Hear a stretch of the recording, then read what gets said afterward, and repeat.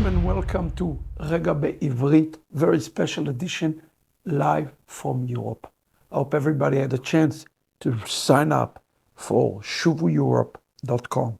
It will take place this week in parashat Vayishlach. I want to, however, give you a small hint for a good shiur, a very important shiur for all of us today. Parashat Vayishlach holds many mysteries that have to do with the redemption. The beginning of the Sidra this week, we read in Genesis chapter 33, verse 4. Esav ran to meet Yaakov and hugged him. He fell on his neck and kissed him, and they wept. There is something very important that is hidden inside the text that I want you to pay attention to. The word in Hebrew, and he kissed him, Vayashkehu, is written in the Torah with a dot underneath or over each one of the letters. We have to pay attention to the dots, for the jots and for the tittles. And in the Midrash, Bereshit Rabbah, our rabbis explain to us why this is important, why the meeting between Yaakov and Esav is so important for all of us. You see, he says this, whenever there is more text than dots, one expand on the text. Wherever there are more dots than the text, one expands on the dots. But here, there is an equal number of letters and dots. From this, we can learn, listen carefully, that the moment Esav's mercy was aroused and he kissed Yaakov with all of his heart, Rabbi Yanai replied to him, if this is the case, then why there are dots at all? In essence, what is the secret behind it?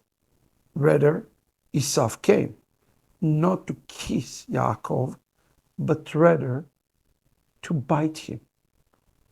Miraculously, Yaakov's neck have turned into marble, and the wicked one blunted his teeth on it. Indeed, that is the meaning of the word, and they wept. In Hebrew, the word to kiss and the word to bite are almost the same. Vayashkeu, vayinshacheu. You see, one letter make a huge difference.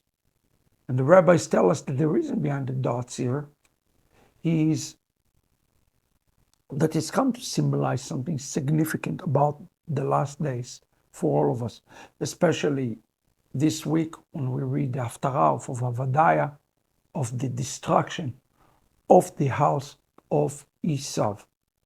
So the question becomes, what's the point of the middle?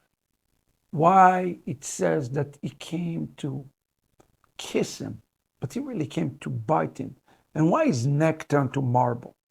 After all, the scripture tells us, for example, that as it hard as iron and brass shall be your stronghold, for example, it says. Why didn't it say that his neck turned to iron or to brass? Why did it use marble?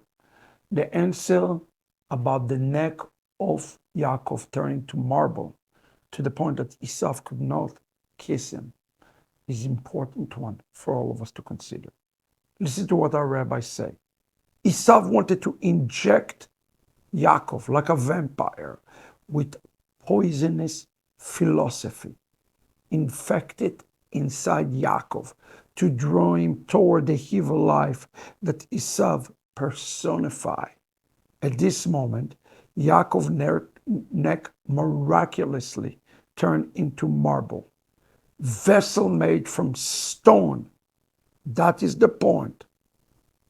Are always, which is marble, for example, are not subjugated to the law of impurity. Let me say it again. Stones like marbles are not subject to the laws of tom'ah, of impurity, okay, or purity. It's called in Hebrew tom'ah and tahara.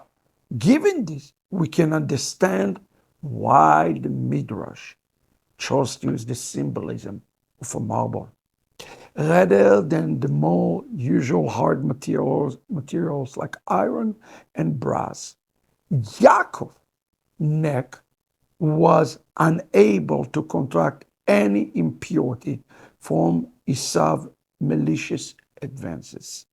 He was completely impervious to Esau's design and marble, which is unable to receive any type of impurity, is a perfect metaphor for this. What did the Midrash try to tell?